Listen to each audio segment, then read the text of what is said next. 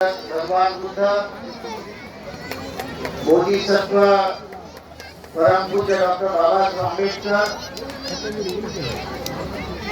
श्रीलंकेहून आलेले पूज्य भंतेजी झारखंड वियतनाम वरून आलेले पूज्य भंतेजी यांना प्रणाम। डॉक्टर शरणानंद महादेव डॉक्टर हेमधमो जी दयानंद जी महावीर बंधे इंद्रमोष बंधे ब्रह्मजी बंधे आणि ज्यांनी या परिसरामध्ये ग्रामीण भागात जाऊन लोक जागृतीचं काम केलं असे आमचे छोटे भंते मोदक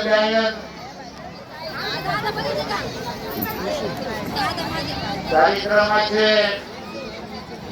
प्रमुख आपके सीनियर अभिनेता गगन मलिक जी, जिन्होंने बहुत अच्छा भाषण दिया और हर जगह भी जाते हैं तो बहुत बढ़िया भाषण देते हैं और लोगों को बहुत प्रभावित करते हैं। ऐसे हमारे गगन मलिक जी ज्यांनी आपल्या नावाचा अर्थ सिद्ध केला असे सिद्धार्थजी। कारण बऱ्याच नावामध्ये नाव असते पण अर्थ नसतो,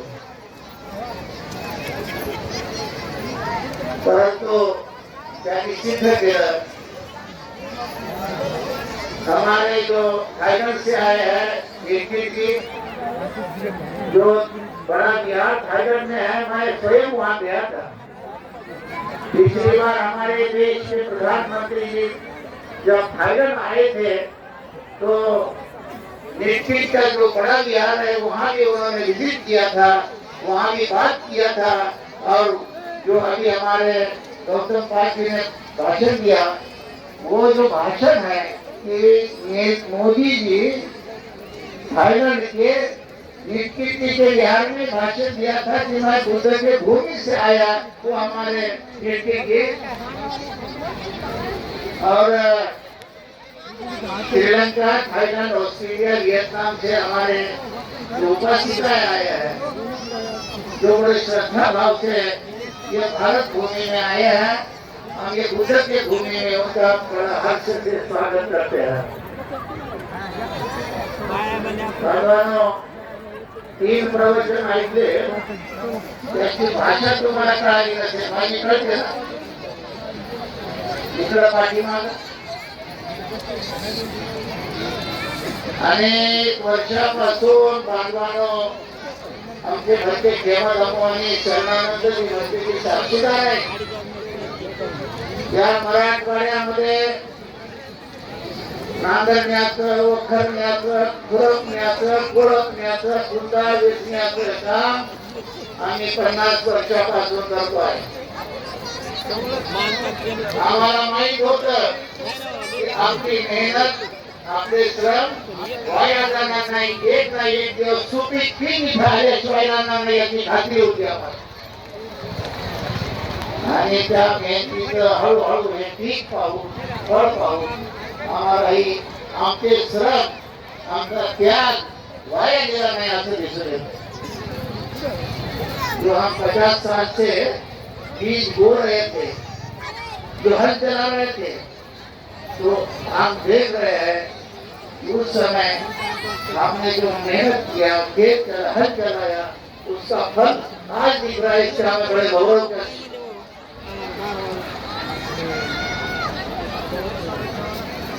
तेव्हा गौतम पाल जी ने फार चांगलं भाषण केलंय। आपल्या सर्वांना बुद्ध आणि बाबासाहेबांनी जो आदेश दिला त्या विचाराने चालायचं, कुठेही चालायचं नाही, कुठेही जायचं नाही, त्या दिशेला जायचं। एक मनुष्य बीमार पडला, डॉक्टरकडे गेला, आपको मराठी नहीं समझ पाएंगे, मराठी नहीं थोड़ा डॉक्टर ने औषध पाणी केलं आणि त्या पेशंटला सांगितलं की रोज 10 किलोमीटर चालायचं.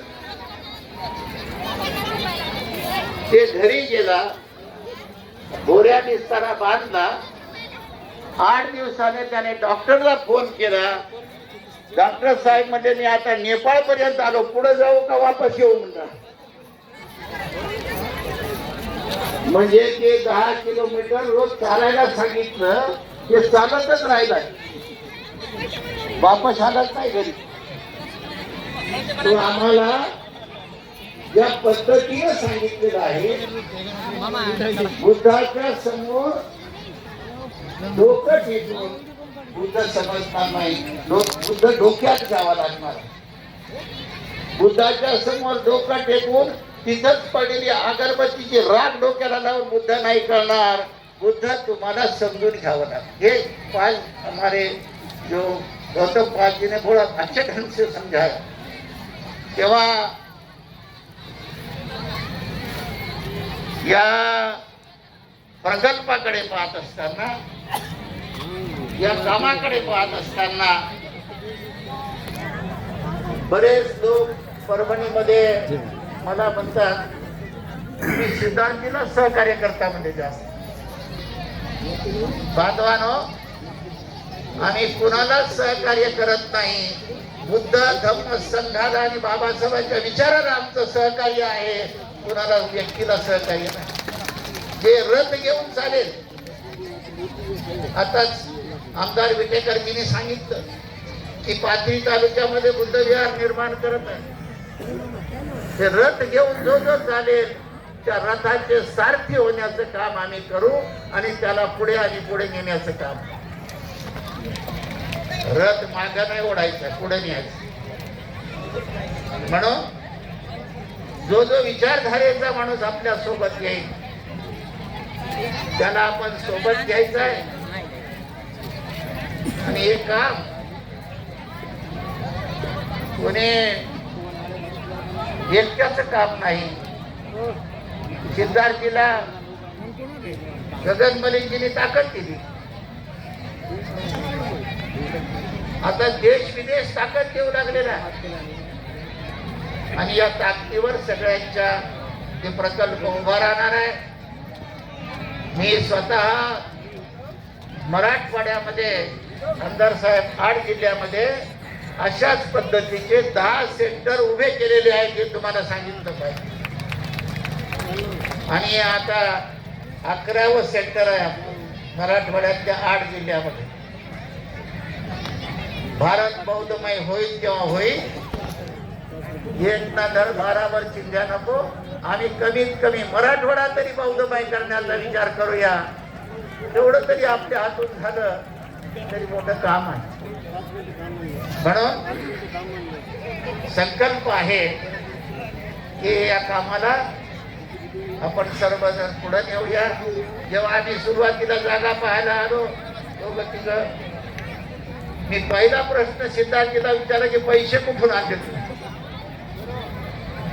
2-3 मिनिटं बोलायला ते आपण एवढे पैसे एवढी जागा विकत घ्यायला आणले कुठून? ते म्हणले मी स्वतःचा अगदी पैसा लावणार आहे. आणि त्यांनी स्वतःचा पैसा आधी लावला, आधी केले आणि मग सांगितले. पहिले काम किया, अपना पैसा लगाया खुद का. ते सक्षम होते म्हणून लावला. लोक व्यर्थ ठिकाणी पैसा लावतात, वायफळ ठिकाणी पैसा लावतात. त्यांनी कुशल कर्मासाठी पुण्यासाठी पैसा लावला. त्याबद्दल त्यांना मी परत एकदा धन्यवाद देतो. आणि ते बाहेर देशाहून पाहुणे आले. हमने गगन मलिक जी जो मूर्ति देने का काम पूरे भारतवर्ष में घूमते हैं, विदेश में घूमते हैं. मैं स्वयं कंबोडिया गया. कंबोडिया जाने के बाद वहाँ के कल्चर मिनिस्टर और रिलीजियस मिनिस्टर दोनों के साथ मेरी मीटिंग हुई. तो दोनों ने ही पहले मीटिंग में जाते हुए पहले नाम गगन मलिक का लिया, क्योंकि हम गगन मलिक के मार्फत वहाँ कंबोडिया गए. बहुत अच्छा मीटिंग हुआ. कंबोडिया जाओ, थाईलैंड जाओ, श्रीलंका जाओ, तुम्ही कधी आली? केवल अभिनेता बोल के, मी एकचा केवल एक्टर बोल के नहीं, आज एक अच्छे उपासक बोल के वो हमारे में काम कर रहे हैं, ये विशेष बात है। रामाचा रोल केला, भगवान बुद्धाचा रोल केला श्रीलंकेमध्ये जाऊन सिनेमामध्ये, आणि थायलंड मध्ये जाऊन आमच्यासारखी चिवर घेऊन दीक्षा घेतली त्यांनी, गगन मलिक, आणि ते भिक्षा ते बी 4 महिने, आणि भिक्षा पात्र घेऊन बिगर चपलाचं 4 महिने भिक्षा मागून थायलंड मध्ये खाते आम्हाला कळाला नाही। आम्ही एक दिवस उपाशी राहत नाही, ते खिचडीवर पडतो, उड्या मारतो, एक दिवस आम्ही थांबू शकत नाही। किंवा प्रॅक्टिकली धम्म प्रचाराचं काम आज ती माणसं आपल्या देशामध्ये करत आहेत, म्हणून आपल्याला त्यांना साथ द्यायची आहे, त्यांचं सहकार्य घ्यायचं आहे, समन्वयाने आपण धम्माचा प्रचार आणि प्रसार करायचा आहे। मी आपल्या सर्वांना एक जो विषय आपला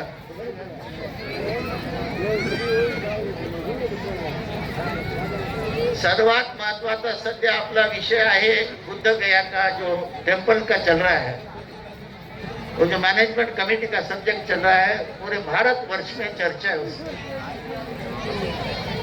काय हो, बुद्ध गयाचं बुद्ध विहार मुक्त झाले नाही पाहिजे की नाही? झालं पाहिजे का? दोन्ही हात वर करा।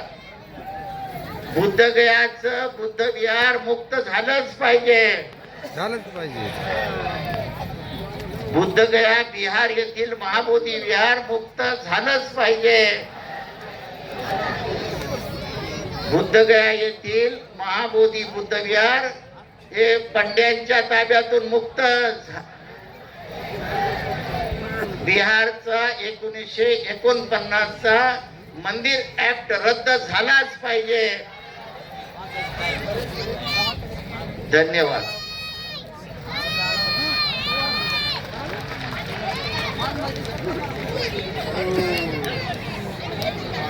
या ठिकाणी धन्यवाद बनतेजी, अतिशय सुंदर विषय आपण या ठिकाणी नमूद केला। वास्तव बौद्ध धम्म हा मराठवाड्यामध्ये किती जोमाने वाढत आहे, आणि त्यामध्ये आपले कष्ट, आपली मेहनत, आपल्या भिक्खू संघाची मेहनत ही अत्यंत महत्वाची आहे, आणि त्याचं हे फळ आपल्याला या ठिकाणी आपल्या उघड्या डोळ्यांनी आपण पाहत आहोत। त्याबद्दल बनतेजींना धन्यवाद। यानंतर भिक्खू संघाला चिवरदान